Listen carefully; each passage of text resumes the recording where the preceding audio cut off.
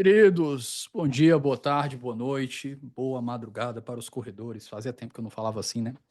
Eu fracassei semana passada, tá com 2 anos que eu não fracasso, eu não quebro os 50 episódios de um ano, então eu peço desculpas. Eu tinha uma gravação agendada o professor teve que remarcar, então a gente teve que refazer e eu acabei não conseguindo lançar o episódio. Então peço desculpas a vocês, espero que isso não aconteça novamente. Vou me esforçar para que isso não aconteça novamente. Episódio de hoje. Vamos conversar sobre um livro que foi lançado há pouco tempo, coordenado pelo Rubens Gleiser, professor Oscar Vilhena Vieira e o querido Christian Edward Cyril Lynch, que, para quem acompanha o meio lá do Pedro Doria, já deve estar muito familiarizado com as opiniões do Christian. E hoje a gente vai falar um pouco sobre uma interseção de economia, direito, sociologia, tributário, constitucional e vários elementos que se interrelacionam para formar o que a gente poderia entender como uma teoria constitucional brasileira. Então, nessa obra organizada pelos três, que tem ensaio dos três e de vários outros autores, a gente vai tentar dar uma passeada pela história e por outros elementos da estruturação do Brasil para tentar mostrar o que o Brasil tem para oferecer como teoria constitucional de uma maneira holística. E aí, tive o prazer de conversar hoje tanto com o Rubens Gleiser, que é veterano aqui, já participou acho que uns 2 ou 3 episódios, e o Christian, que está voltando para o seu segundo episódio. Ele teve aqui, eu acho que a primeira vez no episódio 91, quando falou sobre o sistema político brasileiro. E a conversa ficou bem bacana, divertida. Teve alguns pontos que a gente discordou, acabei refletindo bastante nas conversas que eu tive com o Gleiser. Todas as vezes que eu converso com o Gleiser, às vezes eu discordo dele, ele faz eu refletir e me aponta alguma coisa que eu não estava enxergando, então é sempre muito bom que eu sempre saio enriquecido intelectualmente. O Christian nem se fala, o cara que tem um conhecimento de história do Brasil absurdo, e quando ele traz essas interseções entre a ciência política, a história e o direito, é um banquete cheio aí para quem gosta de direito constitucional e quer aprender mais. Lembro-vos que este podcast é apoiado por muitos dos assinantes do 11 que receberão um exemplar desta obra. Eu vou fazer uma compra coletiva com o pessoal da Contracorrente, minha querida editora, que é a editora do livro. Então, quem for assinante do 11 vai receber esse livro aqui em casa, e o assinante do plano plenário. Para quem não for assinante, mas quiser comprar, aqui na descrição vai ter um cupom de desconto, não sei quantos por cento, mas geralmente é 25, 30% que a gente consegue um cupom de desconto com o pessoal da Contracorrente. Então, já coça os bolsos, vai para cima, porque isso daqui é um must-have lá na sua biblioteca. Lembrando também, já que esse podcast é apoiado por vocês, assinantes, a descrição do episódio aqui você vai achar um monte de informação, tudo aquilo que vocês já sabem, né? A minutagem com todos os capítulos, cupons de desconto, currículo da galera e, eventualmente, até o, os nossos links de redes sociais para seguir a gente lá, etc, etc, etc.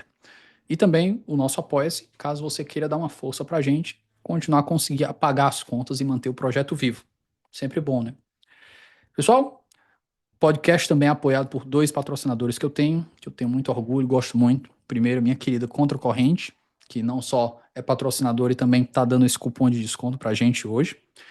Contracorrente tem um clube do livro, que é o famoso Quebra-Corrente, lá que vai te mandar 2 livros por mês. Geralmente um é do catálogo da Contra e o outro é inédito, às vezes traduções de livros internacionais. Vale muito a pena vocês darem uma conferida. Links na descrição.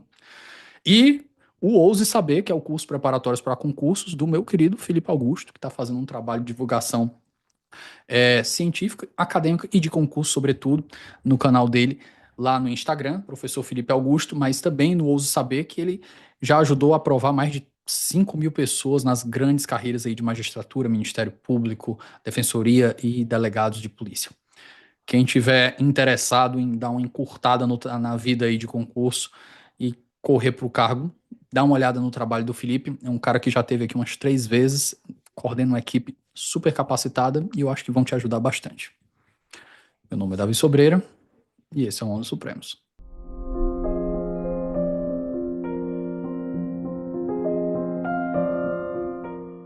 Bora. Toquemos. Pessoal, primeira gravação, nosso primeiro homenagem a atuar de 2025 aqui no 11. Acho que é a primeira gravação que a gente está fazendo com 3 pessoas e eu recebo 2 veteranos. O Gleiser já teve aqui, eu acho que umas 2 ou 3 vezes. O Christian está voltando pela segunda vez. Ele teve aqui, eu acho que no episódio 91, para falar sobre o nosso sistema político.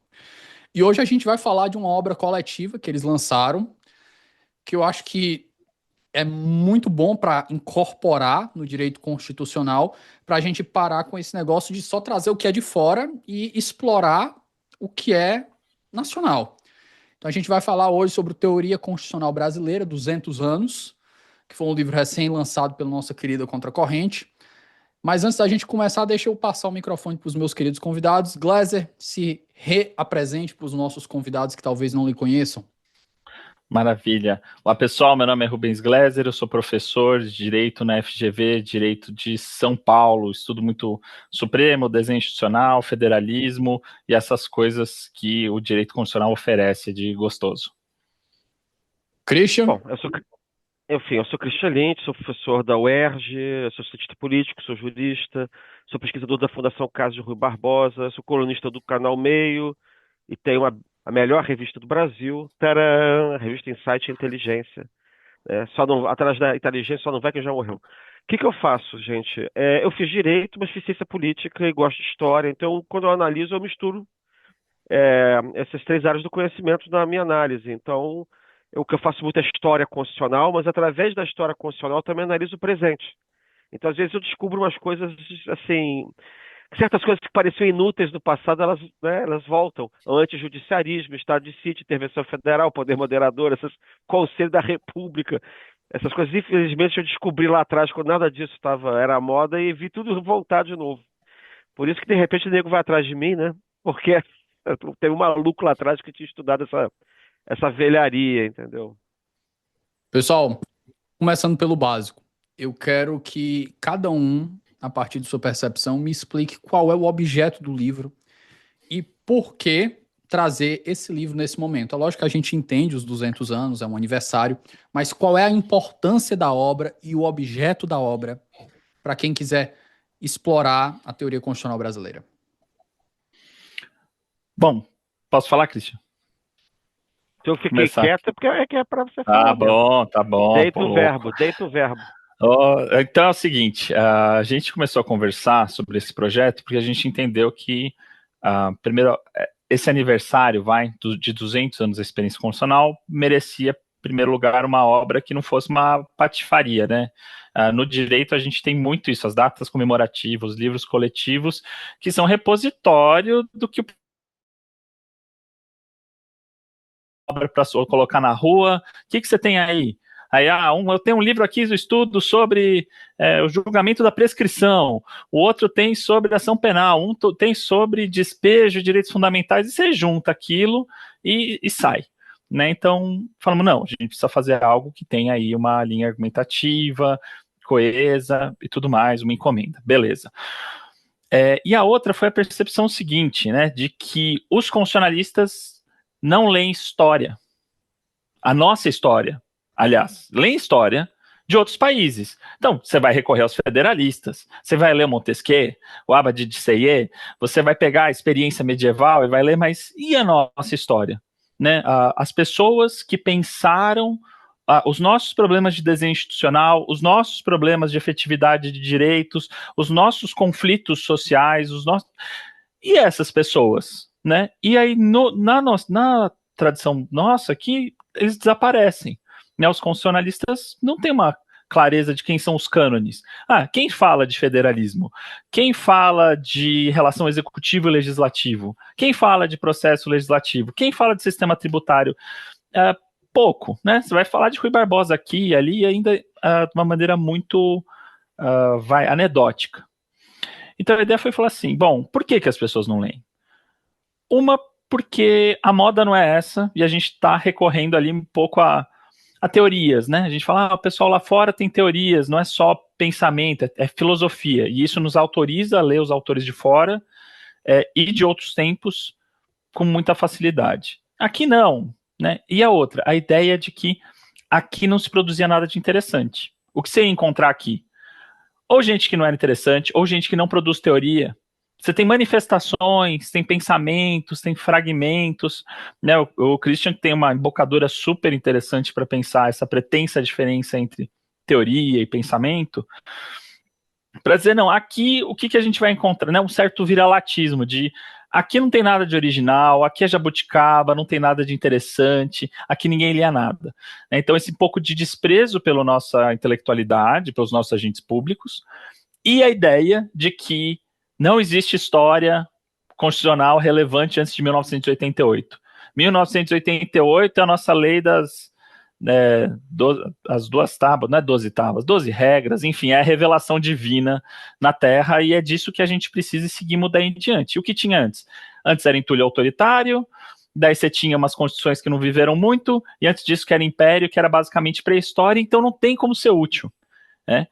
E o que a gente quer mostrar é fazer um produto que os constitucionalistas possam ler, então não vão trabalhar com especificidade, às vezes, o historiador às vezes vai fazer uma pesquisa que é assim, os contratos de seguro do terceiro andar das casas que ficavam na região ribeirinha no século XVII, e pode ter, mas é muito mais difícil fazer essa entrada. A gente falou, a gente precisa de algo panorâmico, mas que seja sério, que levante os cânones para que os constitucionalistas possam ter condição de se apropriar e ver que, às vezes, os nossos problemas se mantêm. E aí, se for isso, nosso debate não anda para frente. A gente precisa se apropriar das nossas discussões, do que a gente já teve, para poder seguir em frente.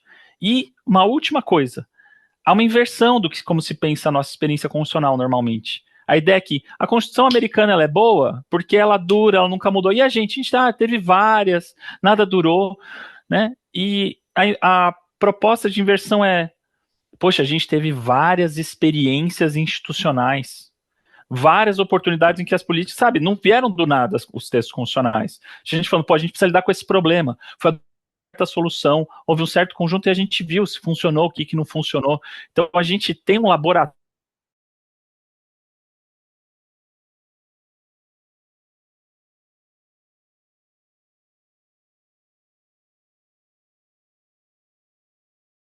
dá esse gancho dos 200 anos para falar, essa é a nossa oportunidade, essa é a hora de fazer o direito constitucional se encontrar com a história da teoria, que merece ser reconhecida nesse status brasileiro.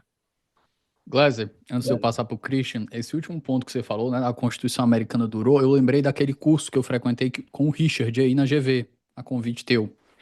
E ele pergunta também, o curso era sobre mudança constitucional, e aí uma das perguntas que ele fez foi: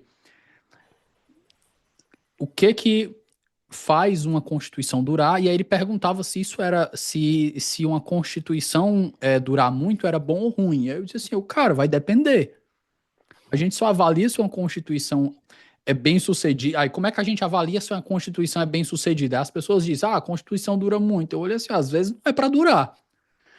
Aqui nos Estados Unidos tem um monte de gente que quer reformar a Constituição, que quer uma Constituição nova.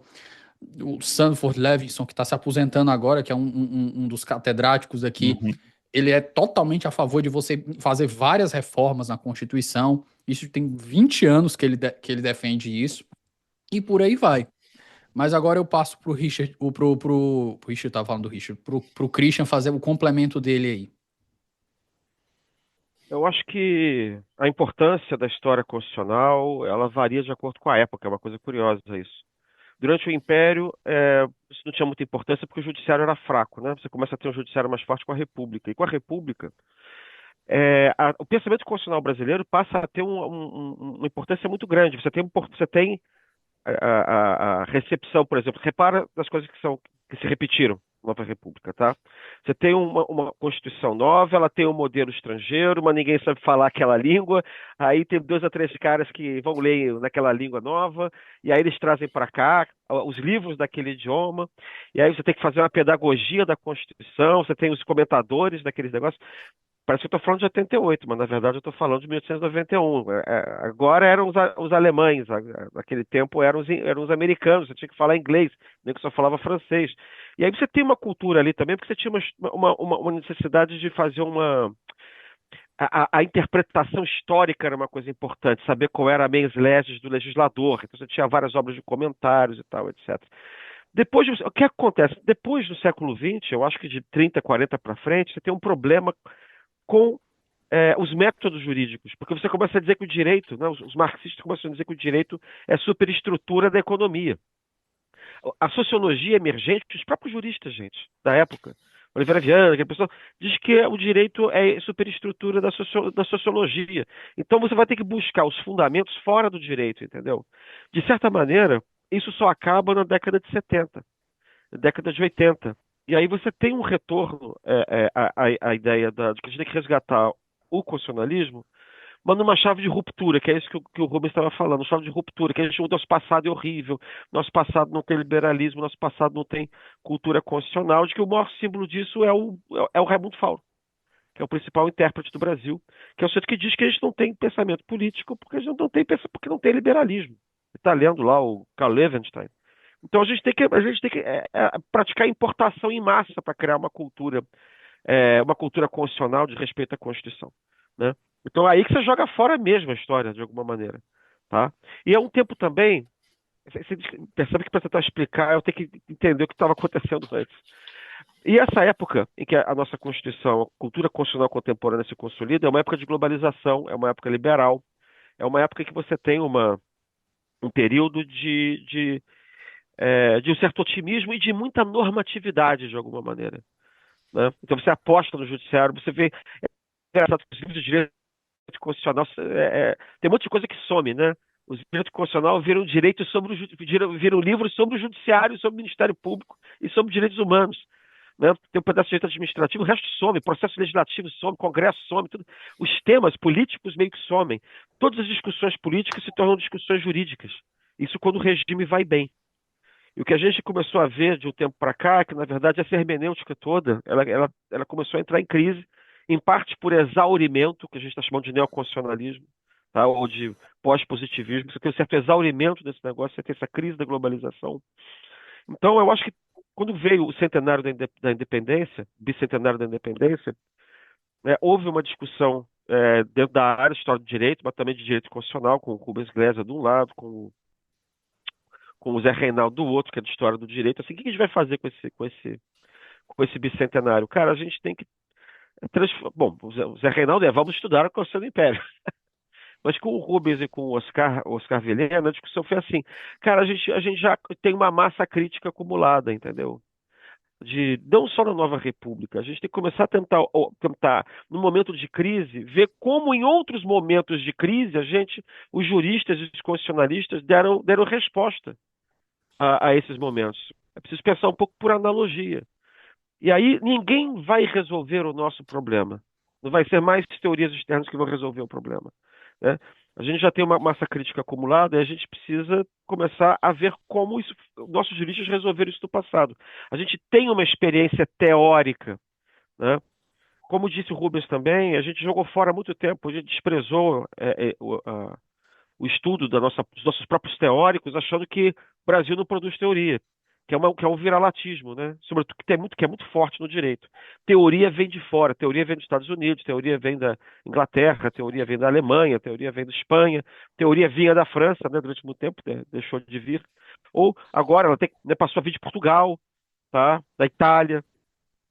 Só que então você tem esse problema de uma certa crise da hermenêutica, que eu acho uma crise do pós-positivismo, né? E você tem, e está acontecendo agora também uma reviravolta, me parece, nesse período globalizador. O período globalizador é um período que favorece ideologias e formas de pensamento cosmopolitas. A gente está passando agora por um momento de inversão e de reação, na verdade, que eu chamaria de desglobalização, não no dia de desmundialização, que é um processo mais longo, mas de desglobalização. Parece que as fórmulas cosmopolitas não se prestam mais e você tem uma espécie de um replique para dentro, entendeu? O replique de tentar se virar para dentro de alguma forma. E eu acho que isso torna esse empreendimento do livro ainda mais oportuno. É uma hora de a gente voltar para dentro. E esse livro é um livro que foi feito não como um livro de história, como também disse muito bem o Gleiser, e foi uma preocupação do Oscar Vilhena. É um livro que foi feito procurando... É um livro de teoria, na verdade. É um livro de teoria constitucional brasileira que, obviamente, se refere à história. Mas toda teoria é feita em algum tempo histórico, né? Não existe uma teoria que é feita no alto de uma torre onde o tempo não passa. E aí o livro é dividido de tal maneira que você tem diversos assuntos do direito constitucional brasileiro ao longo do tempo que mostram e sugerem não só como o direito é um fenômeno dinâmico no tempo, como nós temos reflexões sobre diversos momentos diferentes, entendeu? E isso sugere também a possibilidade de pensar o momento atual, coisa que eu acho que as doutrinas puramente abstratas do momento não são capazes de oferecer. Gleiser, eu quero puxar para ti agora um ensaio teu com o Oscar no livro, que é o Fale Mais, de Pedro Lessa e Afonso Arinos. Partindo desse ensaio, eu queria que tu explicasse a importância da gente estudar essas figuras históricas, que são teóricos relevantes no debate, como centrais para o desenvolvimento da teoria constitucional brasileira. Porque eu acho que eu vi até acho que foi um post no Instagram, ou foi no Twitter, enfim. Acho que foi no Instagram, tenho usado o Twitter menos. E há uma professora de direito dizendo, olha, eu tô saindo de uma faculdade aqui e os meus alunos não sabem quem foi, aí ela bota o nome de 5 grandes juristas, aí ela coloca Rui, coloca, não sei se ela coloca Aliomar, coloca Afonso Arinos, ela coloca mais 2, e ela assim, olha, meus alunos não sabem quem foi essas pessoas, e aí como é que a gente vai dar aula de direito para aluno assim, que não tem uma noção básica sobre a história do próprio país? Poxa, acho ótima a questão, Davi. Acho que em primeiro lugar, não é uma obra ufanista, né? Não é uma coisa assim, a gente não precisa. É quase que um exercício de recalibragem, né? No qual a gente está trabalhando aqui dentro do direito constitucional com o que se faz fora, não qualquer fora, né? A gente está falando o fora do norte global, é ideal, é maravilhoso, é uma produção teórica consistente, feita com elementos metodológicos e condições perfeitas, e o que aqui é imprestável. E acho que o que a gente está querendo fazer não. A gente tem que abaixar essa expectativa sobre o que é feito de fora, porque é algo que é feito no contexto, para resolver um problema, né, para responder uma preocupação da época, e as nossas publicações são feitas assim também. Às vezes em outro formato, né, que é algo sobre o que o Christian tem a dizer muito também. Mas às vezes a gente tem ministros de Supremo, ministro de Estado, parlamentares, esse pessoal fazendo debates públicos sofisticados para resolver problemas práticos, discutindo nossas instituições, inclusive à luz do que se discute no mundo na época, né, altamente internacionalizados. Mas a sua pergunta foi o seguinte, né? A gente tem esse ensaio, né, Oscar e eu, que tem um diálogo muito aberto aí, né, transparente, ele é um contraponto, ou uma complementaridade a um texto que é um clássico para se discutir metodologia, que é Não Fale do Código de Hammurabi, do Luciano Oliveira. O pessoal entra no mestrado, entra no doutorado, ela se depara com esse texto, às vezes o pessoal no TCC ou na iniciação, mas que vai trazer o que é o grande cânone da seriedade metodológica, né? Então você sair daquele ponto que a pessoa traz um pouco de história, um pouco de sociologia, um pouco de princípios, um pouco de direito comparado, para falar nada no final. O texto do Luciano Oliveira coloca uma certa ordem nisso e estabelece uma noção de rigor metodológico que influenciou aí os últimos 20 anos da produção. Uma parte da produção. Uma outra parte é uma produção que continua fazendo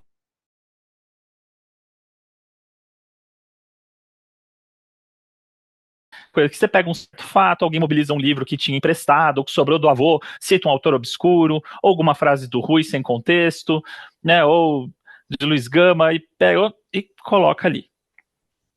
Então a gente fala assim, bom, então a gente tem de um lado esse pessoal que é meio fanfarrão com a história, que usa só para colocar um quê de erudição, assim, para colocar um charme, mas sem utilidade nenhuma, é uma coisa que você poderia apagar do texto, é irrelevante. E tem essas outras pessoas que querem usar a história de um jeito relevante, mas ficaram meio amedrontadas, porque falam, pô, eu não sou historiador, eu não vou conseguir fazer isso. Sabe, eu não sou comparativista, eu não vou fazer que é o pessoal que comprou a ideia de rigor metodológico, muito do Luciano e outros, mas falou, eu não quero colocar a mão nisso daí. E então fica um pouco interditado esse debate, porque tem gente que não sabe como fazer sério, não quer fazer sério, e tem gente que quer fazer sério, mas se sente que não está autorizado a fazer. E o nosso ensaio é um pouco um convite de falar, você não é historiador, você é constitucionalista, mas você tem um lugar de fala aí, suja as mãos nessa meleca um pouco aí. Tenta entender esses autores, usa os seus recursos para ver o que você acha, porque tem debates que foram feitos, que a gente está fazendo hoje sobre reforma tributária, que foram feitos, e está no livro, tem um capítulo incrível sobre reforma tributária, que pô, tem 2 séculos aí de experiência desses problemas. Né? A gente tem 2 séculos pensando a estrutura do Estado administrativo, tem que ser grande, o que não é, o servidor, estabilidade, enfim, mergulha um pouco nisso aí, faz um negócio que metodologicamente talvez não seja a melhor coisa do mundo, mas a gente precisa desinterditar esse debate e acrescentar essa ferramenta para o nosso trabalho intelectual. E aí as gerações vão corrigindo, né, na medida em que isso for útil. Se isso vier a ser um problema e se esse caminho se mostrar produtivo, o que vai ter naturalmente uma correção metodológica, como aconteceu nos outros países também. Entendeu? O debate do Quentin Skinner e o Pocock não acontece assim, não tinha pensamento de história das ideias e de repente os caras fundam um campo. Tem uma tradição rolando, eles fazem uma crítica e estabelecem um novo paradigma. Então alguém precisa, né, alguma geração precisa ser a heróica que vai lá e suja as mãos e fala: vamos ver o que esse pessoal estava falando. O que o Pedro Lessa estava falando? Era primeiro-ministro negro do STF. O que esse cara estava falando sobre o trabalho dele? Sendo que ele estava preocupado com as questões, escreveu livros e se manifestava no debate público preocupado com questões concretas da época que tem semelhança e analogia com o que a gente está passando. Então é um convite, tipo, olha, é útil, a parte das coisas, olha como é útil, e a outra é, vamos lá, vamos tentar, a gente não tem nada a perder, pior não fica, o pior é essa situação em que a gente finge que a nossa história, o nosso pensamento, a nossa teoria não existe. Christian, a minha pergunta é sobre o teu ensaio que fala sobre constitucionalismo periférico. Eu queria saber dos elementos históricos que ajudam a construir essa autopercepção brasileira, que a gente comumente se refere como complexo de vira-lata, e como essas teses elas persistem ainda hoje nas teorias constitucionais. Eu lembro mesmo que eu, quando estava fazendo mestrado, tinha que citar os autores. Eu instintivamente achava que era melhor citar autores estrangeiros do que citar os nacionais. E se citasse na língua original, então pegava melhor ainda. Citar em inglês, citar em francês. E aí o engraçado é que depois eu peguei os comentários ao Código Civil do Clóvis Bevilacqua e ele tem a pachorra de abrir com uma citação em alemão, cara, sem tradução, entendeu? Então eu comecei a ver depois que aqui, por experiência própria, que aquilo era uma maneira de você mostrar uma certa superioridade, para assim, quanto mais próximo da metrópole, quanto mais próximo da metrópole, de uma língua estrangeira, quer dizer, quanto mais longe do Brasil, mais você era respeitado academicamente na área de direito, entendeu? E isso, depois eu fui trabalhar no Tribunal de Justiça, isso tinha a ver também com a dificuldade do linguajar, né, o tal do juridiquês. Então tem a ideia de que um afastamento, que é um afastamento duplo, é um afastamento do direito em relação ao jurisdicionado e é um afastamento do operador jurídico, acadêmico ou jurídico mesmo, do Brasil, da cultura brasileira. Por quê? Isso não é uma coisa só do direito, né? Isso é uma coisa que diz respeito à cultura brasileira de um modo geral. As nossas elites, tradicionalmente, né, as elites que operavam na colônia, mas elas eles eram colonos num lugar onde havia também uma diferença muito grande entre esse colono europeu e os mestiços, os negros, os escravos. Então, o nome desse tipo de elite eu chamo de o mazombo. Eu não, era o nome que tinha na época. O Evaldo Cabral chama de mazombo. O que é o mazombo? O mazombo ele é o filho do estrangeiro que se sente que não é que é elite no Brasil, mas é assim, ele é elite no Brasil, mas ele se vê inferiorizado em relação à metrópole porque ele está na colônia. Mas ele se vê superior a quem está na colônia, entendeu? Então ele fica entre dois mundos. Ele é meio ele é meio português, não é nem português e nem é brasileiro, na verdade. Ele sofre de um bilinguismo desse ponto de vista. Então, ele é português em relação à metrópole, porque ele representa a metrópole aqui, então ele é uma autoridade cultural, ele representa a civilização aqui, diante de pessoas que não são civilizadas, entenderam? Então, você tem essa coisa meio. O Nabucco tem uma frase muito boa, né? Que ele diz o seguinte: que ele trocaria toda a visão da Baía de Guanabara uns 10 metros da Via Ápia. Porque aqui não tem cultura, aqui não tem história, aqui não tem sedimentação, né? E você tem também a ideia de que dominar a cultura estrangeira é uma forma de ostentar superioridade intelectual e também, aparentemente, uma superioridade econômica e social, entende? Então a gente foi criado assim. Então é muito curioso, porque quando você vai ostentar a cultura, você quer ostentar a cultura estrangeira, porque é a cultura estrangeira que é valorizada. Quando você tem os primeiros autores que começam a se rebelar com esse tipo de coisa na teoria constitucional brasileira, como Oliveira Viana e outros, eles falam assim: no Brasil ninguém, isso é a frase do Oliveira Viana, no Brasil ninguém vale por si mesmo. Você tem que se apoiar num autor estrangeiro, num bordão estrangeiro, numa citação estrangeira. Ele fala isso lá.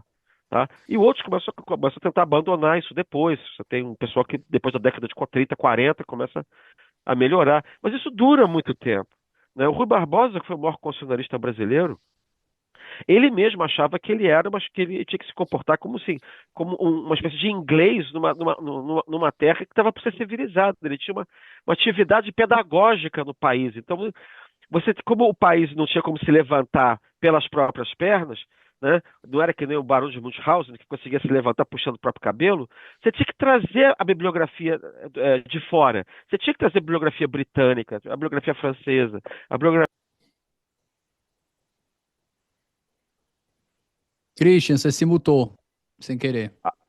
A bibliografia norte-americana, porque essa bibliografia que era civilizada, que era liberal, que era democrática, era assim que ela tinha que ir decantando num ambiente que era percebido como selvagem, um ambiente que era percebido como atrasado, você está entendendo? Então, daí aparece, não só na cultura brasileira em geral, mas também no direito em particular, essa coisa do culto à teoria estrangeira. Então, eu estava fazendo mestrado em direito, não tinha uma disciplina de pensamento constitucional, mas tinha disciplina de teoria constitucional alemã, tinha teoria de pensamento constitucional, teoria constitucional americana, e era engraçado, porque eu estava começando a estudar Brasil e não tinha muita diferença. Sei lá, quando você vai ler o Federalista, cara, Federalista é um conjunto de artigos de jornal, que é feito com um objetivo muito pontual de conseguir aprovar um projeto constitucional no século XVIII. A gente tem as pencas aqui no Brasil, tá? Eu acho que Então, nesse ponto, Christian, se tu me permite só um adendo, eu acho que muito feliz esse teu comentário de lembrar desse ponto, de que os debates constitucionais, ele não é só aquele hardcore num livro gigantesco, num artigo acadêmico. E eu lembro da professora Vera Carandichueiro, quando ela esteve aqui, ela dizendo, ela, por exemplo, as colunas do Conrado Rubner Mendes da Folha de São Paulo, aquilo ali é teoria constitucional brasileira. é isso mesmo, é isso mesmo. É bom que a gente eu e ela conversamos muito lá no UFPR quando eu vou lá, porque o UFPR é o grande núcleo de história do direito. É o maior núcleo de história do direito que a gente tem no Brasil, lá, sob o comando do queridíssimo Ricardo Marcelo Fonseca, nosso eterno presidente do coração do Instituto Brasileiro de História do Direito. Então ela sabe disso também, porque está no ar ali, né? Lá no UFPR.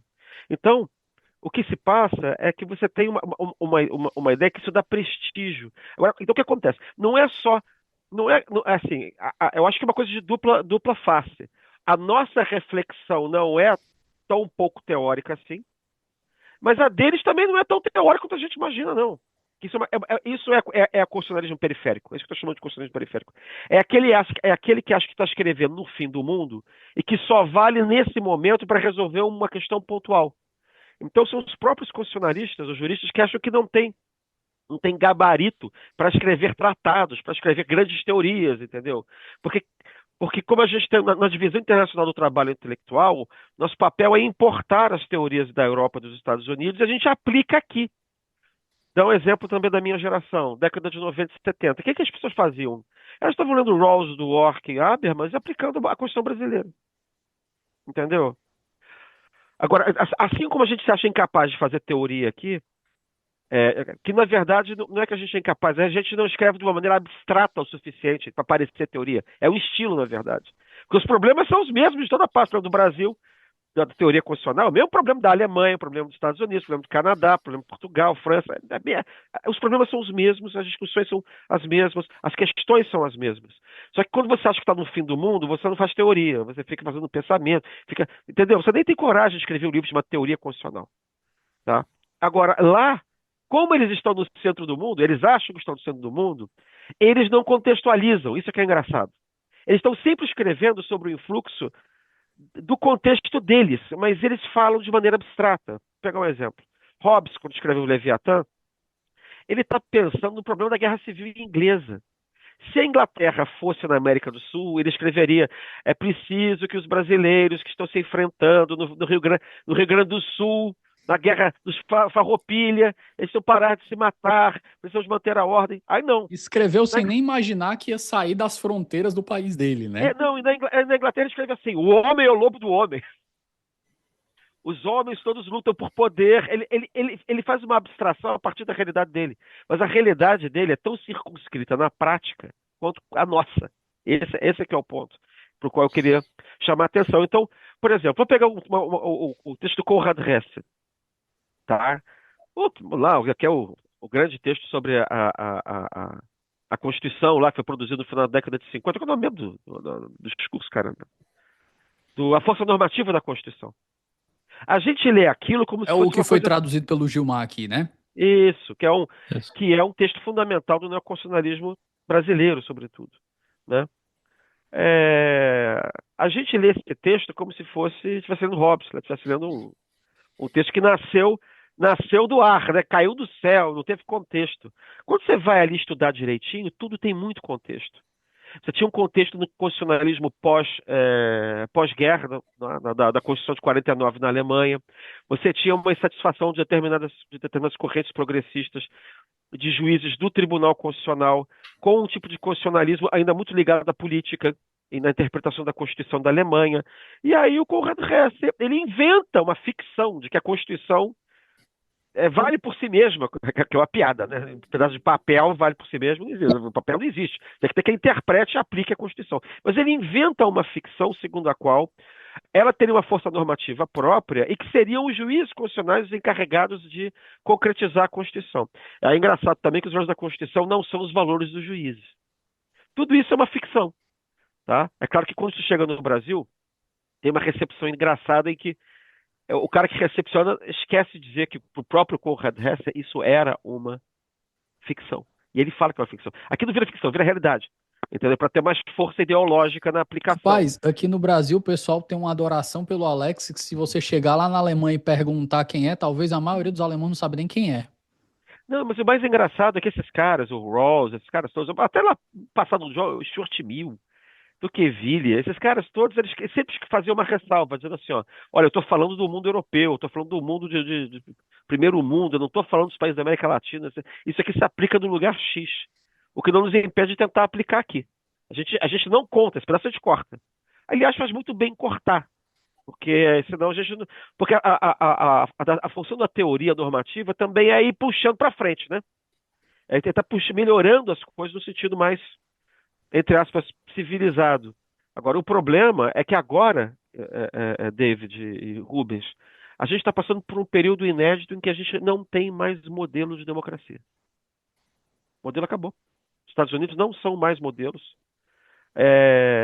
E na Europa a gente também tem uma coisa muito complicada. A gente tem talvez a Alemanha ali sobrevivendo. Tá? Então, o nosso famoso viralatismo, que já tende a se reduzir, ele vai tomar esse choque também, porque você não tem mais os julgados da Suprema Corte, você não temos o farol americano desse governo Trump. E então me parece que a gente, uma das providências que a gente tem que tomar, vai ser obrigado a tomar, é se virar para dentro. É começar a assumir Posso que fazer uma fala polêmica em cima desse seu gancho aí? Diz o seguinte, eu acho que essa crise da democracia norte-americana e tal, ela nos permite ver algumas coisas, por exemplo, que o nosso desenho institucional da Suprema Corte norte-americana, o nosso desenho, me desculpa, O nosso desenho do Suprema Corte, nossa, é melhor do que da Suprema Corte norte-americana. O desenho institucional. Em que aspecto tu fala, Gleiser? Então, por exemplo, lá eles têm um presidente fixo, é indicado pelo presidente da República ou presidente. O nosso é rotativo, a cada 2 anos. Esses estados que o Christian estava falando, pelo fato do nosso não ser igual ao dos Estados Unidos, dá de início uma presunção de que o nosso é capenga, de que o nosso é brasileiro. Pô, tinha um motivo muito bom, muito sábio, etéreo, de que vai colocar o presidente indicando o presidente do tribunal que vai escolher a pauta para sempre até se aposentar. Então, pô, podia ser capturada a cadeira de presidente. Aí, né, nos Estados Unidos. Aqui não, ela é rotativa. Vai ter um trade-off, mas no nosso debate não entra. Ah, tem um trade-off. Aqui é uma bagunça. Aqui foi feito de qualquer jeito, não se levou em conta o que se faz os melhores. E no final das contas, isso foi essencial durante os últimos anos, porque permitiu que nenhum presidente pudesse capturar a pauta do Supremo pela captura do presidente. E a nossa fragmentação decisória no poder de agenda também impediu isso. Quando o ministro Dias Toffoli e o presidente Bolsonaro estavam tentando fazer um acordo de pacificação com a Carta da República, o escambau, não dava para capturar o STF só sendo amigo do presidente do STF. Nos Estados Unidos, pode fazer um estrago gigantesco. Então, acho que o que vai permitir é que a gente olhe com as nossas instituições com um olhar um pouco mais sóbrio, e também para as estrangeiras, desacralizando muito do olhar com que se faz o debate público. E um comentário... curiosa, vai lá, Cristian. Eu só porque, como eu sou mais velho, eu tava na faculdade assim que a Constituição saiu.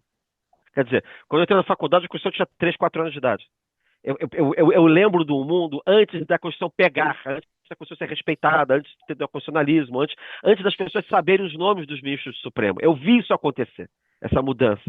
Tá? Então é engraçado, porque, por exemplo, isso que o Rubens está dizendo, a Constituição não presta porque ela não é uma cópia fiel de alguma outra Constituição estrangeira. Isso era uma coisa engraçada. Então, por exemplo, o modelo constitucional de controle de constitucionalidade brasileiro é ruim porque ele mistura 2 modelos que são diferentes. Quer dizer, você pode achar ruim ou bom, mas eu estou falando que a ruindade ou bondade, ela é qualificada a partir do fato de que ela não reproduz de maneira servil alguma coisa que você acha que é modelar no outro lugar. E mais engraçado, se você for estudar de pertinho o modelo, sei lá, espanhol, o alemão, o italiano, você vai ver que eles também não são iguaizinhos, entendeu? Você cria uma espécie de modelo, aliás, é modelo justamente porque não é igual, os outros não são iguais, né? É um tipo ideal. E você acha que a Constituição boa ela tem que ser exatamente igual a alguma coisa que está em outro lugar. De um a priori que está na cabeça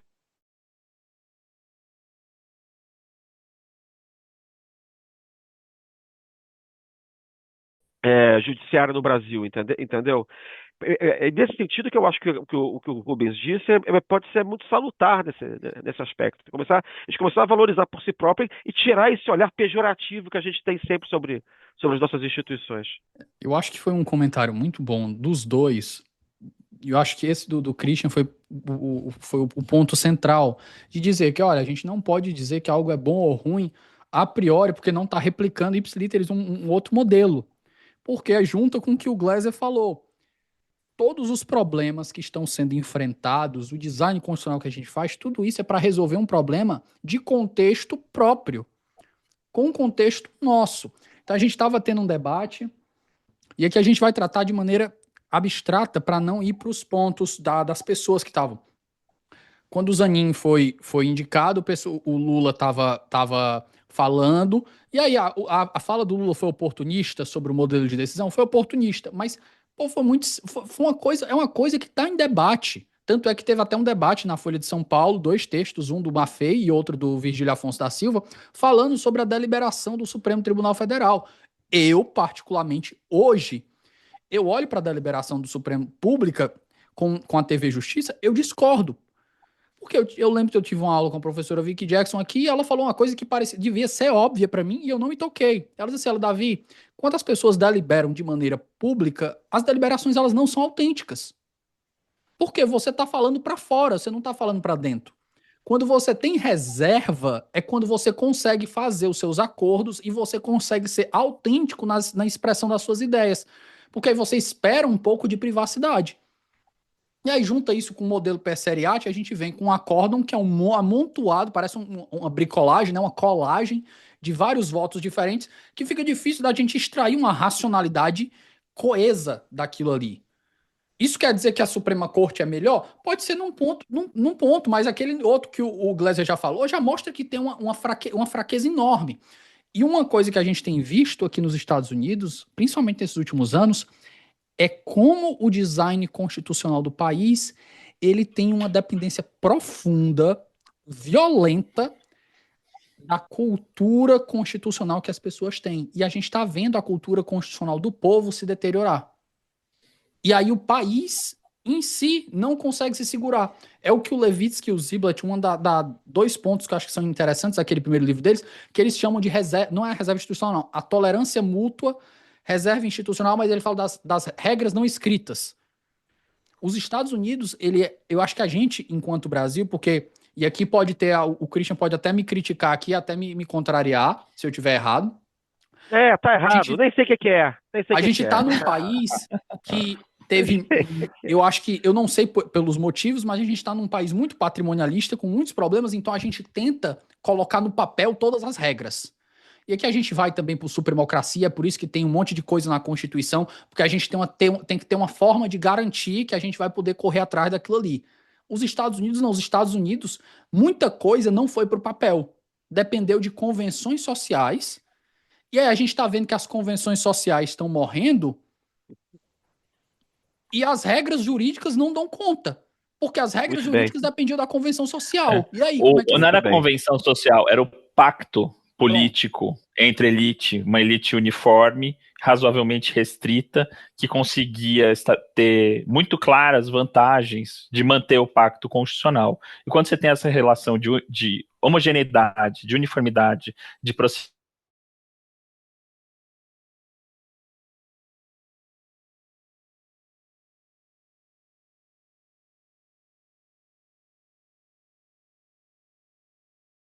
tem desconfiança. Precisa ter um monte de regra escrita. Gleiser, e aí, nos Estados Unidos, na hora que ruiu o... Deixa eu pedir só pra tu te repetir aqui, porque deu um corte aqui na minha internet, ficou um pouco instável. Tu tava falando bem no começo. Tá bom. Bem no começo era dizer o seguinte, o que não era a convenção que segurava, não as convenções não escritas, que eu acho que é um conceito também bem equivocado da literatura aí, mas o que segura, o que permite uma constituição mínima? Um pacto político muito sólido, de uma elite muito coesa e uniforme, com interesses muito alinhados. É isso que mantém. Então então ela consegue ver a vantagem de manter essa cooperação e descendo regra. Não sei se está segurando aí. Tinha cortado um pouquinho. Como você não precisa de muita regra para vender um carro para o seu amigo. Na hora que você precisa vender um carro para um desconhecido, você precisa de um aplicativo que vai transferir o dinheiro só quando você assina no cartório, etc. A nossa Constituição não foi feita com esse pacto de uma elite homogênea, foi amplo, ela é heterogênea, tem desconfiança, precisa ter muita regra. E qual que é a vantagem do nosso sistema? O nosso sistema aguenta o tranco de uma década de crise política. Nos Estados Unidos, agora o que a gente está vendo o pacto político se rompe, o país está pegando fogo. Está pegando fogo, a Suprema Corte capitula do seu poder, é uma falha gigantesca no desenho de freios e contrapesos, falando que não pode mais controlar o presidente da República no exercício da função. Então, nunca vi isso, uma corte que abre mão do seu poder. Então, assim, é um fracasso do desenho de freios e contrapesos dele. Então, assim, você tinha um sistema que não funcionava por causa da Constituição, mas por causa da coesão do pacto político. Ele some e eles não têm rede de segurança. Então, o nosso desenho constitucional é como o nosso sistema bancário. Nosso sistema bancário aguenta hiperinflação, aguenta os sistemas gigantescos, diferença de fuso horário, escambau. Ele é robusto, né? Aguenta impacto no nosso sistema constitucional também. A resiliência dele vem muito disso.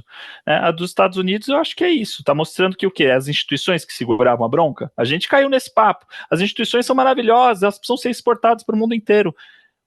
Lá o jogo democrático dependia de um pacto político, as instituições estavam lá para enfeitar. Na hora que o pacto político foi embora, elas estão dando água. E não vai me surpreender se a gente tiver uma Suprema Corte lá acovardada e que não vai dar conta dos desafios que a administração Trump 2 vai estar colocando e vai colocar cada vez mais. Posso Christian, fazer um adendo? claro, Então é o já ia seguinte, pedir. é sobre o que você falou, que você disse que eu ia discordar de você, mas eu não vou discordar, não. Entrou pelo cano. O negócio é o seguinte, são dois pontos que eu queria chamar a atenção. Eu não tinha pensado assim, hein, Rubens? Mas o nosso livro, de alguma maneira, né, assim, a gente tem uma parte introdutória sobre essa coisa do constitucionalismo periférico e tal, necessidade de resgatar o nosso pensamento constitucional é, pretérito, e o livro dividido em várias partes, assim, então tem uma parte que fala sobre esse negócio de poder moderador, que está aí até hoje, já reapareceu, né? O fantasma do poder moderador. Você tem a parte do poder executivo, suas relações com o legislativo, você tem uma parte que é subdito administrativo, outra parte que é tributário, a outra parte que é federação, né? Mas, no fundo, cada parte. Sabe esse raciocínio de que a gente procura compreender as coisas através da jurisprudência? Só que o nosso livro, no fundo, é uma grande jurisprudência temática. Teórico. É teórico-temática, entendeu? É Assim, isso aí. assim, como no passado nós pensamos determinados assuntos do ponto de vista teórico-político, constitucional, entendeu? No fundo é isso. E a gente vai do Império até 1988. Por que eu estou dizendo isso? Porque eu acho que isso tem a ver um pouco, e a gente vai vendo as mudanças no tempo, a gente vê que foram os problemas que foram enfrentados, e isso dá pista para onde a gente vai. Então, no fundo, é um livro de jurisprudência teórica, por assim dizer. E eu não vou discordar de você pelo seguinte: eu estou lembrado no ensaio sobre o direito administrativo do Visconde do Uruguai, que foi publicado em 1862, que está lá bem citado no texto do Walter Guandalini sobre direito administrativo. Ele diz assim, para justificar a centralização no Brasil. Mas eu estou falando a centralização, a monarquia. O que interessa não é o que ele está querendo justificar, é o raciocínio. Tá? Ele diz o seguinte: olha, a gente não pode adotar um sistema como nos Estados Unidos, que é todo hiperfederalista, que é quase uma confederação, que cada cidadezinha tem um autogoverno, igual o desenho dos Simpsons, sabe? Que tem que ganhar, aparece um dinheiro, todo mundo junta dentro de um ginásio para deliberar para onde é que vai o dinheiro, e fica lá o prefeito tendo que só liderar a que vai decidir o que vai fazer com o dinheiro, porque isso é aquele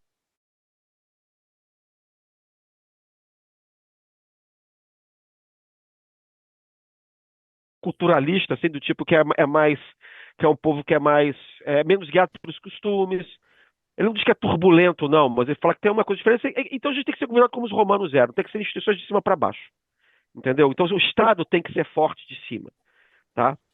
E a gente tem a coisa da barbárie, né?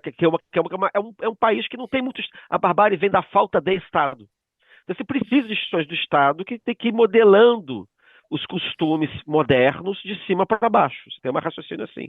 Que tem a ver um pouco com essa coisa do constitucionalismo periférico também. Tá? Mas assim, é mais ou menos, porque na cabeça do uruguaio, esse modelo é o modelo francês. E a França é o modelo de civilização da época. O que ele está querendo dizer é assim, que existe um outro modelo, que é o modelo. Ele está tentando juntar modelos jurídico-políticos, institucionais, com um tipo de sociedade que existe embaixo, entendeu? E aí ele diz: olha, na Inglaterra e nos Estados Unidos é outra coisa. Porque lá era protestantismo, lá você tinha várias facções, lá você tem o hábito do autogoverno, a colonização americana foi feita em nome da liberdade, de baixo para cima, e não de cima para baixo. Então, cada lugar tem que ter um tipo diferente de instituições. É isso que ele está querendo dizer. Tá?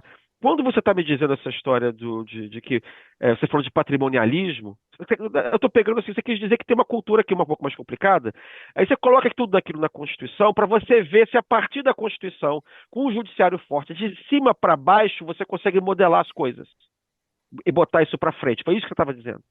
Tá? E é curioso, e as coisas foram para frente, ou tem excessos aqui e ali, mas elas foram para frente, gente. Eu me lembro como o país era em 1988. Tá? E o que o direito era, qual era a função do judiciário. Eu lembro quando ninguém sabia o nome de um juiz do Supremo Tribunal Federal. Primeira vez que o nome de um juiz do Supremo Tribunal Federal apareceu na capa de um jornal foi no ano 2000. Tá? E era Gilmar não sei o que, não sei o que lá. Foi o primeiro. Tá? Então, muita coisa mudou e muita coisa melhorou de fato, com isso que chamam de essa judicialização da política e tal. Tem um monte de problema, etc, etc.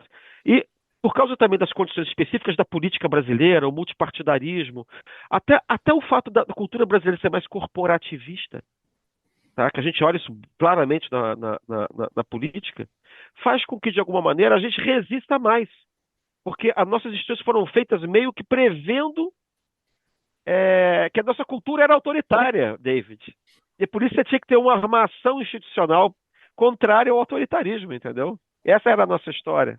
E no caso americano, é exatamente o contrário, como disse o Rubens. Porque no caso americano, você criou instituições fraquíssimas porque a sociedade era muito forte. E a cultura democrática americana, liberal americana, era muito forte. O problema é que era no dia que essa cultura se modificar, é que você vai ver a fragilidade dessas instituições que foram feitas há 250 anos atrás, para uma sociedade que era agrária, que era agrícola, que eram para 13 estados, dos quais os do Sul eram escravagistas. Quer dizer, é uma Constituição para um mundo que não existe mais há muito tempo. E os constitucionalistas americanos, já no século XIX, na segunda metade, já diziam que ela não tinha nada a ver. E é por isso que o Woodrow Wilson e outros, por exemplo, vão inventar a interpretação evolucionária da Constituição. A escola sociológica do dito vão inventar que a gente tem que. Não adianta ficar preso na vontade original dos caras que fizeram a Constituição. Está muito longe, a gente tem que começar a interpretar conforme a sociedade é hoje. É isso que dá origem a essa interpretação evolucionária. Agora, o problema é que, de fato, acho que não sei se foi o Griffin que diz isso, a Constituição americana é um papiro. Né? A Constituição americana é aquilo que a Suprema Corte diz que é. Isso só pode funcionar enquanto houver esse consenso liberal que tá nessa base da Constituição e que teve essa grande quebra, por exemplo, na época da Guerra Civil, né, por volta de 1860. Quando isso desaparece, se isso desaparecer um dia, a fragilidade das instituições fica muito evidente. Né? E você tem agora um presidente da República que governa como se fosse um ditador romano, em nome da segurança nacional, que estamos sendo atacados. Então, salus populus suprema lex, ele disse isso em Twitter, né? Aquele que age para salvar o país está acima das leis, não contraria as leis. Essa é uma lógica de razão do Estado. Então você vai usar o legalismo autocrático, você vai legislar em cima de legislação de exceção criada no século XVIII. Várias leis que ele está usando são leis de exceções que foram criadas em tempo de guerra no final do século XVIII. Tá? E a Constituição foi para o beleléu, ele governa por decreto. E impõe aos outros o ônus de procurar o judiciário. E se o judiciário... Isso está tudo realmente escrito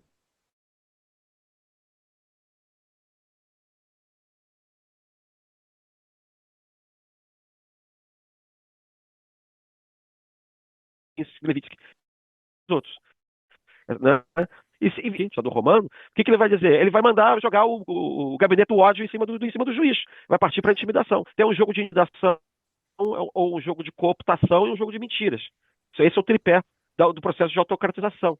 Então a gente vê, na verdade, que de fato, caramba, os Estados Unidos não são modelos, a democracia não é eterna. A gente tem que ter nosso próprio debate, nossas próprias disputas aqui dentro sobre as nossas instituições. A gente tem que começar a valorizá-las de alguma maneira. E isso significa interditar o debate. É tornar o debate mais interno e menos dependente do que disse o grande jurista estrangeiro Zeviri Zeririnsky, sei lá, no livro que saiu ano passado, entendeu? Porque é assim, né? Porque os caras estão tentando também, como a gente estava tentando aqui. E diga-se, o Trump, acho que o governo dele, do segundo mandato, importou tecnologia brasileira. Né? Muito do que ele está fazendo é o infralegalismo autoritário, essa coisa da técnica do Bolsonaro, decreto, passar a margem do Congresso, forçar a barra. E nesse mesmo sentido, Davi, eu vou falar que vou discordar da sua supervisora aí, sobre deliberação e talvez do Virgílio e etc. Pensa o seguinte, o modelo americano de controle da Suprema Corte, o nosso como deles não tem nenhum controle institucional, beleza? Só que tinha uma elite, uma aristocracia jurídica muito coesa, capaz de exercer pressão e que faria o controle sobre a comunidade daqueles juízes federais. Então o cara não sai decidindo maluquice, não é porque existe um super precedente, que agora a gente descobriu que não existe também coisa nenhuma, mas que se ele faz isso, existe um custo muito severo para ele arcar dentro da comunidade jurídica, reputação, etc. Existe isso aqui? Então isso segura o pessoal não fazer maluquice no Percurian. E aqui, em sala fechada? Já que não existe essa comunidade jurídica, essa aristocracia que controla. Será que o nosso controle não é muito mais as audiências externas? Será que é isso que não dá chance, por exemplo, daria para portas fechadas o Fux abrir uma divergência no julgamento do Bolsonaro? Ali não dava. Então, não, é porque tá ao vivo, e é porque o nosso controle ele precisa prestar, que tem uma audiência dele, que é o pessoal que luta jiu-jitsu, e é com quem ele vai conviver depois de se aposentar, que abre a possibilidade para fazer isso, mas não é a mesma comunidade, não é o mesmo controle que existe lá. Para o contexto brasileiro, a TV Justiça faz parte do nosso checks and balances. Faz parte do nosso processo de accountability. E eu não sei, não quer dizer que eu estou certo do que eu estou falando, porque eu estou reagindo, mas a gente deve levar em conta esse tipo de coisa. Então, acho que e é por isso que a gente considera que o nosso livro, idealmente, né, e a gente pensou o seguinte, né, os capítulos têm 30 páginas no máximo. Então, eles são panorâmicos, é o pessoal da história do direito, o pessoal fera, tem, né, o Thiago Hansen, a Cláudia Carvalho, Maria Guerra, né, o próprio Christian Wingler Pereira, que tem um capítulo sobre o papel político do judiciário, o Walter Gondalini sobre direito administrativo e a Priscila Gonçalves e o Leonardo Sato sobre tributário. E a gente falou, onde isso tem que estar? Para pensar, né? Quando a gente encomendou esses artigos, eles foram feitos a partir de uma ideia. A gente falou, tem que estar em teoria da Constituição, as disciplinas de teoria da Constituição. Não é para estar na disciplina História do Direito, é para estar em teoria da Constituição, para que a gente possa se livrar um pouco desses grilhões de ter que esperar uma autoridade do norte global dar para a gente os nomes, as ferramentas e os modelos normativos corretos. E falar, não, o que a gente tem que mobilizar? Como que a gente pesa isso? O capítulo sobre executivo legislativo tem uma retomada das nossas idas e vindas com o semipresidencialismo, que é uma loucura. Isso não está... Né, na hora que a gente vai discutir essa mudança do fim do presidencialismo de coalizão, a gente já teve esse debate com um modelo muito parecido, com posições muito parecidas. É uma loucura isso não ser resgatado. Loucura. Então, eu acho que é isso. Eu não quero... Eu não coloquei a posição aqui para avocar que eu estou certo, porque eu seria responsável, porque eu tenho baixa reflexão sobre isso, mas o tipo de coisa que a gente pode... Como pode ficar mais interessante o nosso debate se a gente fizer esse tipo de consideração? Sem sombra de dúvida. Ponto seguinte, pessoal. Primeiro, fazer algumas considerações sobre o que vocês falaram aqui. Tocaram no tema de federalismo, e a primeira coisa que me veio foi essa comparação Brasil e Estados Unidos, né? E o Christian estava falando do hiperfederalismo lá. E aí a gente... Lá não, aqui, né? E aí eu aqui, lembrando... Porque quem acompanha os problemas mais locais, a gente começa a ver as questões que tem aqui, que são consequências dessa ideia, né? Que eu acho que é bem expressa acho que é num voto, não sei se é um voto dissidente do Brandeis em New York versus Lib, né? Os estados como laboratórios da democracia. Você tem que dar liberdade para os estados, porque eles vão fazendo as coisinhas ali, e aí importa para outras ideias, como se a história fosse um movimento linear, todo para frente, que todo mundo vai seguir um iluminismo, que todo mundo vai para o caminho certo. Só que a gente olha, por exemplo, tem cada bizarrice, tem vários estados que têm legislação liberando a maconha, estado que não. E aí, como o nível federal não permite, todos os estados que têm legalização da maconha não pode usar cartão de crédito, porque o cartão de crédito é no nível federal. Então, maconha é um negócio bilionário todo no dinheiro. Aí a maioria dos estados tem eleição para juiz. Isso ainda dentro daquela ideia de self-government, né? De você eleger, e aí os juízes vão fazer propaganda, e faz propaganda, eu vou ser duro contra o crime, eu vou dar pena de morte. Brother, isso não é teu trabalho. Aí você cria estímulos, e aí você tá vendo isso agora exportado pro México, né? Eu tava recebendo as notícias agora, os folhetins de uma mulher com uma microsaia de 4 dedos, dizendo, olha, eu sou candidata a juíza pelo distrito tal, no México. A mulher com as pernas do tamanho do mundo, uma microsaia de 4 dedos. Aí o outro, que era candidato à Suprema Corte, é advogado dos cartéis. Aí imagina você importar o modelo americano para o México, que tem um problema com cartel.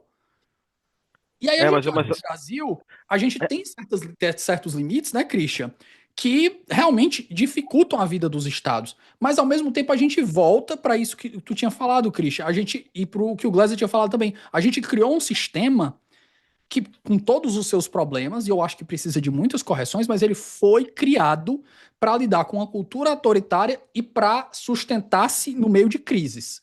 A gente criou um sistema desenhado para sustentar a crise, para aguentar a crise. E cá estamos nós. Mas, Christian, você ia fazer um comentário? Não, mas é isso mesmo. Eu ia fazer uma observação a respeito do México. que lá, eu não sei se o modelo foi exatamente importado por causa dos Estados Unidos, mas o que aconteceu no México Não foi foi por uma, causa dos Estados Unidos, não. não, foi uma reviravolta contra o que o populismo mexicano chamava de o ativismo judiciário. Que esse é uma armadilha mesmo do que o judiciário não pode criar para si, que é o fato de que, não, agora a gente manda, porque afinal a força normativa da Constituição, no fundo a força normativa da Constituição são os juízes do Tribunal Constitucional e tal, eu começo a enfrentar, eu não sei exatamente como é que é a política miúda na política mexicana, e tem uma hora que tem um cara lá com 80% de popularidade assim, quer dizer, então que vocês têm o poder constituinte, derivado, não sei o que e tal, tem que manter a vontade constituinte, são vocês, são então tem um juiz, tem uma atividade que é evidentemente política também, tem. Então está resolvido, vocês têm que ser eleitos. Que é o problema de como é que você se separa, onde é que começa direito e termina política, né? A gente sabe que, na verdade, também tem um ponto de interseção aí que, enfim, não tem jeito. Tem Foi um uma, pouco por causa disso. tem uma Mas frase aqui, de um artigo que eu citei na minha dissertação, que um cara falando sobre a captura do tribunal na Polônia, né? E aí o cara, Uhum. eu achei fantástico, aquelas citações que o cara coloca em epígrafe. Ele diz assim, cara, não importa a relevância que um tribunal tenha na estrutura constitucional, a sobrevivência dele só está garantido se o seu pedigree institucional tiver ancorado no apoio popular. Se a você sabe que população não apoia a instituição, aquela instituição, uma hora ou outra, ela capitula. Pois é, a gente tem esse populismo antijudiciarista hoje em dia. É engraçado que quando eu escrevi um livro meu que se chama da Monarquia e Oligarquia, que era sobre a Primeira República, que eu vi como é que se tinha uma pretensão de judiciaristas, Júlio Barbosa, Pedro Lessa e tal, de tentar transformar o judiciário dar autonomia ao poder judiciário em relação à política, o papel arbitral e tal, e como é que o Congresso se levantou contra, o Exército se levantou. E você tinha uma jurisprudência antijudiciarista. Você tinha a ideia de que o judiciário não podia se meter em nada disso. Você tinha a doutrina da, como é que chama isso? A doutrina das questões políticas, nas quais o judiciário não podia se meter. E eu escrevi isso em 2010, 2011, eu fiquei assim, ó, caramba, nunca pensei que um dia isso tivesse existido. Um antijudiciarismo, Que porque os a gente estava no americanos final. estão. A Suprema Corte Americana está revivendo agora, pela Major Questions Doctrine. Pois é, que é uma volta ao passado, né, que era uma doutrina que vigia até 1920, 30 nos Estados Unidos. E aqui também, quer dizer, não sei se a gente pode falar que existe uma teoria constitucional bolsonarista, ou sei lá, uma hora vai aparecer, já está aparecendo de pessoal de direita, de direito, quer dizer, ops, é a mesma coisa aqui, de direito, sei, que é que tem essa pegada mais bolsonarista, que faz uma interpretação da Constituição que é diferente, digamos assim, diferente, né? E todas são antijudiciaristas. Né? Mas elas são antijudiciaristas desde que a maioria seja conservadora. Entendeu? Certamente, se fosse o oposto, como já aconteceu historicamente, né? No final do século XIX, no começo do século XX nos Estados Unidos, o antijudiciarismo era conservador. Aí o papel dele era frear o populismo progressista. O movimento chamava progressista. Né? Então, esse antijudiciarismo está de volta, mas sempre em nome da democracia. Né? E 20 anos depois a gente vê a troca, né?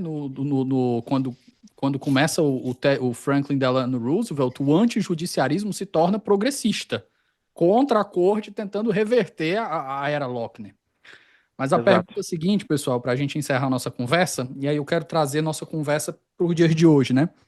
Então, com todas as críticas que a gente fez, com todas as considerações aqui, se a gente não foi rotulado de comunista, a gente vai ser agora, porque eu vou citar Karl Marx, e aí a gente vai voltar para o 18 de Brumário, do Luiz Bonaparte, né? A história se repete, primeiro como tragédia, depois como farsa.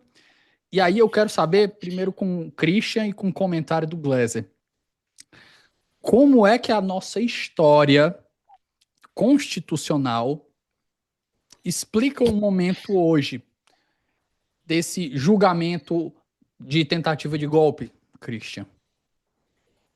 A nossa história constitucional, a teoria constitucional brasileira, eu acho que aí é engraçado que eu vou ter que dar razão àqueles contra os quais a gente está escrevendo.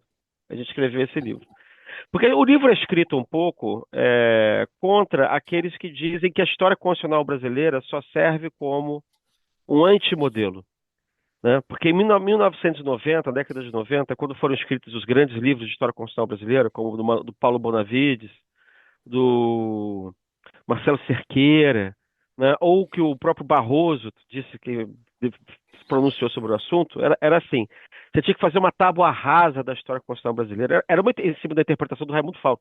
Tudo é uma porcaria, as constituições são inefetivas, enfim, tudo isso não tem valor nenhum do ponto de vista objetivo. Mas assim, o que a gente tem que tentar entender não é a objetividade, é qual era a ideia normativa que estava por trás da condenação da história constitucional brasileira. Que era o seguinte: olha, nossa história constitucional era um desastre, ninguém respeitava a Constituição, era tudo autoritário. Não é verdade.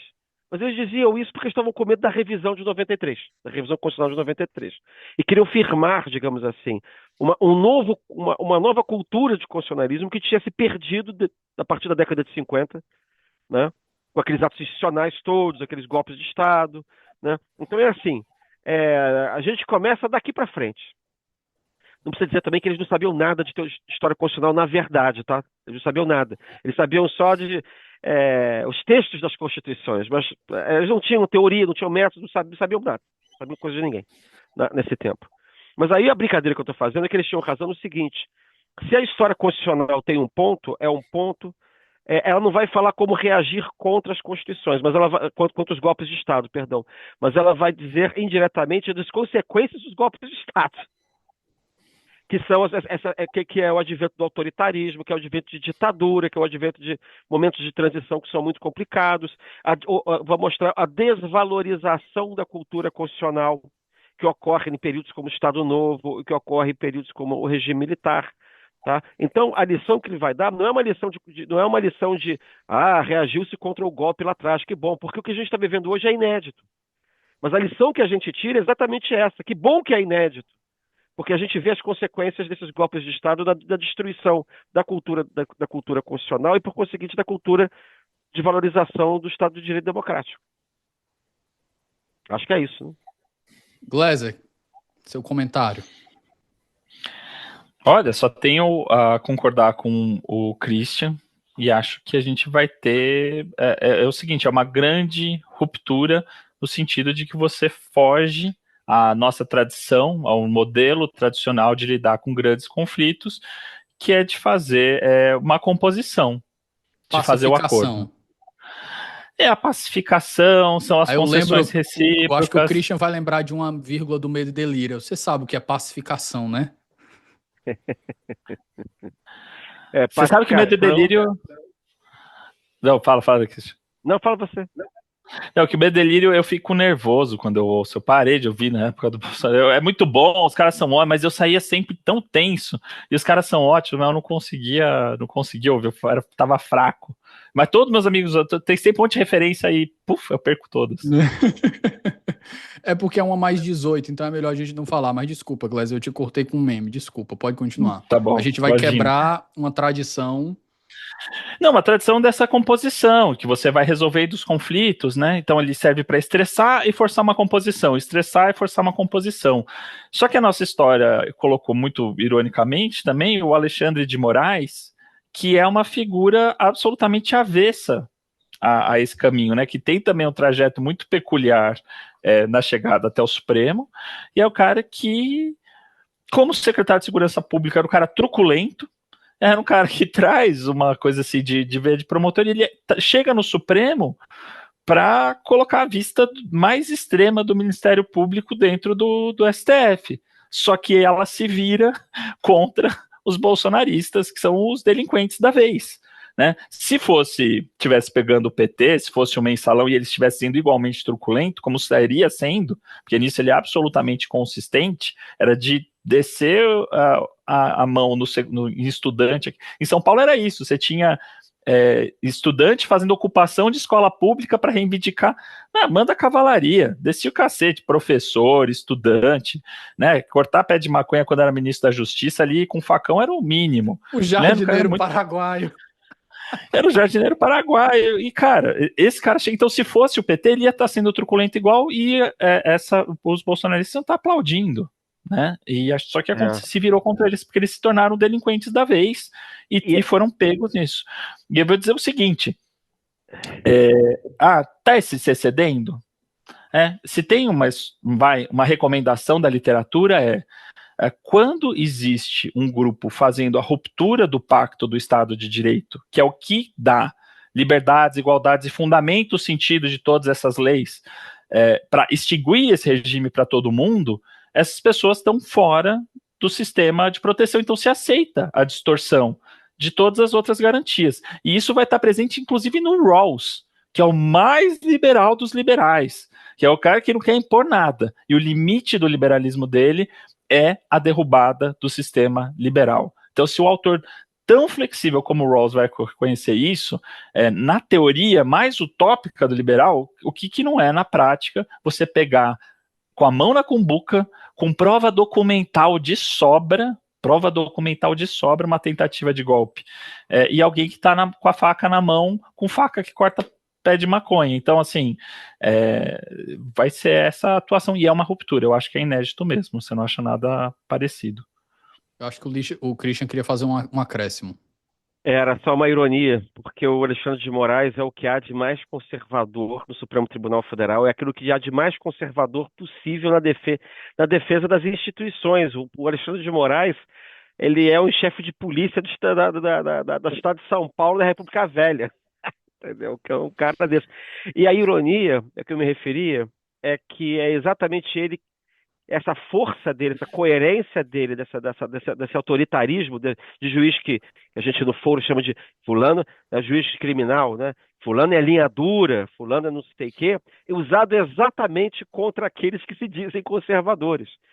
Eu acho, inclusive, que uma certa raiva que se tem do Alexandre de Moraes é o fato de que a força que ele mostra, a persistência que ele mostra, essa truculência a que o Rubens se refere, ela se contrasta para os bolsonaristas com a fraqueza, com a pusilanimidade, com a covardia do Bolsonaro. Então aquilo dá um curto-circuito, entendeu? Tudo que eu acho que eles gostariam é que o Bolsonaro tivesse, digamos assim, a força que o Alexandre de Moraes tenha, só que contra o sistema, né? A favor do sistema que eles querem derrubar. Eu acho que tem uma coisa de conservadorismo aí, entendeu? Porque um é subversivo, né? O conservadorismo do Alexandre de Moraes se volta contra os bolsonaristas, porque eles são subversivos da ordem. E aí, esses caras que falam em pátria, que falam em nação, são vistos subversivos. Gente, essa palavra de subversão, ela sempre foi usada contra os comunistas. É o contrário, de repente eles são equiparados aos desordeiros comunistas subversivos, entendeu? Há uma espécie de uma contradição aí, existe uma espécie de um choque entre o antagonismo do que deveria ser o idêntico. É isso que eu acho mais engraçado. E, mais uma coisinha, muito curta. Acho que tem um livro que acho que merece também ser trazido, que é o Tanques e Togas, do Felipe Recondo, que eu gosto muito, e que acho que tem alguns episódios ali que são incríveis, e que mostram, acho que, duas coisas. Uma, que sempre que o judiciário tentou fazer algum tipo de resistência contra essas empreitadas ilegais e autoritárias do exército e do executivo, a acusação era sempre a mesma. É a mesma que a gente ouve, tá transbordando sua competência, peraí, isso é ativismo, peraí, isso é política. Era a mesma. Você tem alguns discursos que você pode pegar do início do regime ditatorial de 64, a crítica que se fazia ao STF, idêntica ao que se faz no regime Bolsonaro, ou que se faz hoje em dia ao STF pelos bolsonaristas. E a outra é o seguinte, na hora que o Estado de Direito está em absoluto desdém, a gente teve esses episódios de ministro do Supremo fazendo uma quebra dessa legalidade estrita em prol dos valores do Estado. Então ele narra um caso muito interessante, que é a primeira liminar de habeas corpus na história do STF, em que você está tendo um governador de Estado que está sendo perseguido para ser torturado e morto, está refugiado na selva, né, de oposição, e aí o advogado vem com habeas corpus e tal, e o ministro instrui a parte. E fala, tem um negócio aqui que aconteceu na Justiça Militar, você não quer fazer um pedido de liminar, não? Absolutamente, né? É uma quebra do devido processo legal, sem dúvida.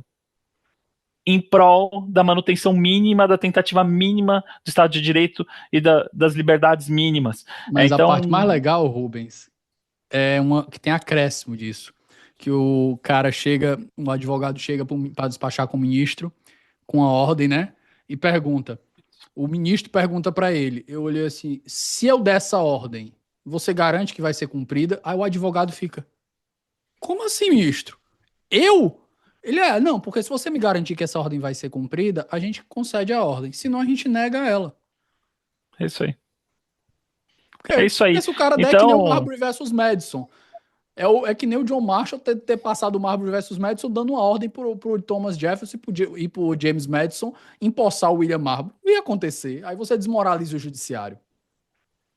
eu acho que é isso aí. Então, pegar e olhar um pouco também o que é a legalidade, os seus limites, o que é o contexto também é isso. A gente precisa ser menos ingênuo e a história e olhar para a nossa teoria, a nossa construção ajuda demais.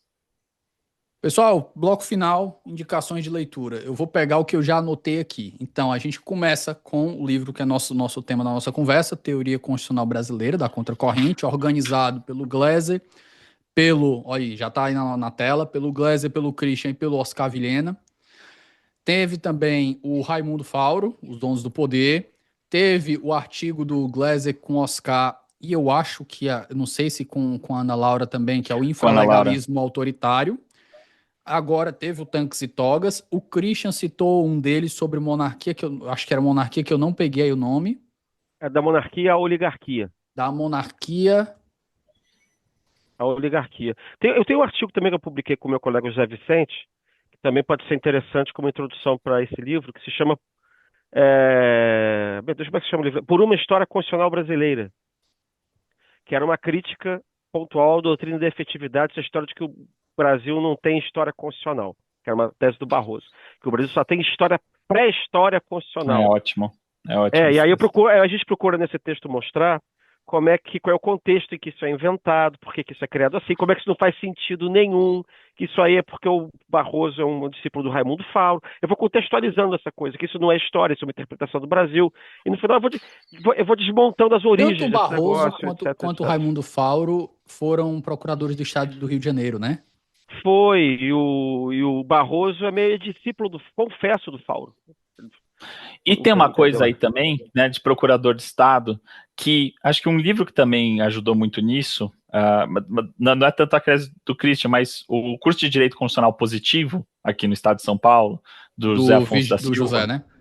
do pai do Virgílio, do José Afonso, que sai um pouco daquela tradição do Afonso Arinos. Você pega o que era tinha uma história, tinha um elemento comparado, tinha uma retomada de contexto das instituições que era muito forte. O curso de Direito Constitucional Positivo, ele inaugura um pouco essa coisa também, assim, artigo por artigo, e vamos por artigo, e essa força da USP de promover umas escolas de pensamento, né, que vai lá e meio que coloniza uma parte do que é o direito constitucional. Então, saber direito constitucional é saber o artigo de um lado. Isso é insuficiente. Daí a gente precisa do neoconstitucionalismo e tudo mais. A indicação de leitura, uma que eu colocaria também aqui muito cabutinamente, é o Catimba Constitucional. Se a gente for pensar nesse debate aí, é lá que eu tenho a minha crítica a essa tese das convenções implícitas, né, das convenções silenciosas que estaria na base do hardball e tudo mais. O pessoal gosta do catimba pelas fofocas, né, mas tem uma parte teórica ali que é a minha preferida e tem um pouco esse debate aí. Não, e gosta. foi a primeira vez que eu me familiarizei com o debate sobre legitimidade sociológica do judiciário. Tu cita o Barry Friedman, o Theonie Rooks, aqui eu fiquei mais... Conheci a Tara Lee Groove, conheci o Fallon, que é a galera que também explora esse aspecto. Então, vale muito, recomendo muito a leitura. Christian, quer fazer mais alguma recomendação para a gente encerrar?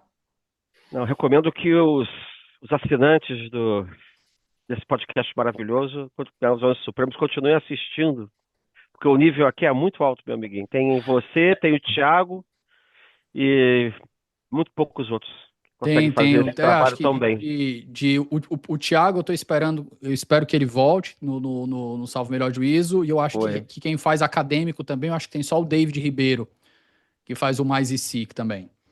Uhum. Mas é isso, pessoal. Muitíssimo obrigado. E quem ouvir, assina aí, para dar uma força pro podcast, hein? É isso. Não, Para com essa palhaçada aí. Para lembrar que os assinantes do 11, o pessoal do plano plenário, vai receber um exemplar do Teoria Constitucional Brasileira, né, a partir de maio então, agora. A oportunidade é essa. Pô. Olha aí. E vamos ter um lançamento dia 15 de maio em São Paulo, na Avenida Paulista. Vamos estar eu, Christian, professor Oscar Vilhena, e quem for lá vai ficar sabendo de fofocas. Olha só. Que não aparece em nenhum outro lugar. Só cara, lá. foi um dos episódios que estourou, foi quando eu chamei o Felipe Recondo para participar do 11 na primeira vez.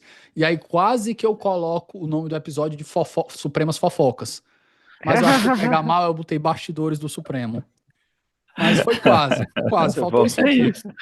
Fofoca é a grande força motriz do conhecimento. Isso. Pessoal, muitíssimo obrigado, muito enriquecedor. Gleiser, sempre muito bom discordar de você, porque eu acabo refletindo. Foi que nem aquele episódio do que eu gravei com o Miguel sobre o pacote anti-supremo. Acabei refletindo, mudei de ideia, adoro nossas conversas por causa disso. Você sempre me traz reflexões interessantes. Christian, nem se fala, conhecer sobre história é uma coisa que eu falo também. Eu disse que eu comecei a conversa aqui nos bastidores comentando como eu gosto de ouvir o Gleiser, o Diego Werneck, o Miguel. Eu acho que a galera como o Christian, como o Oscar e como o Conrado, que é o pessoal que é formado em Direito, tem mestrado em Direito, vai fazer doutorado em Ciência Política, tem uma leitura do direito que poucas pessoas vão ter, e no Brasil isso é muito difícil da gente encontrar um pessoal com essa bagagem, então muito bacana também. E pessoal, muito obrigado, eu espero que a gente possa conversar de novo em breve.